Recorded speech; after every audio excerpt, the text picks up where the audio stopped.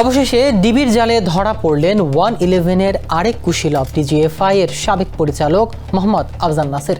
সোমবার ভোরে রাজধানীর মিরপুর ডিওএইচএস এলাকার একটি বাসায় অভিযান চালিয়ে ঢাকা মহানগর পুলিশের গোয়েন্দা শাখা তাকে গ্রেফতার করে। 61 বছর বয়সী এই প্রভাবশালী কর্মকর্তা সেনাবাহিনীর একজন বরখাস্তকৃত লেফটেন্যান্ট কর্নেল।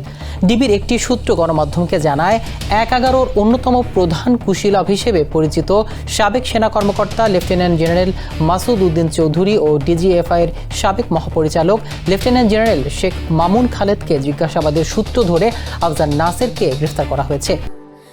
স্যান্ডেলিনা সো, রূপচর্চায় আভিজাত্য। তবে ঠিক কোন সুনির্দিষ্ট অভিযোগে তাকে গ্রেফতার করা হয়েছে সে বিষয়ে ডিবির পক্ষ থেকে এখনও বিস্তারিত কোনো তথ্য প্রকাশ করা হয়নি। ধারণা করা হচ্ছে তাকে নিবিড় জিজ্ঞাসাবাদের মাধ্যমে চাঞ্চল্যকর অনেক অজানা তথ্য বেরিয়ে আসতে পারে।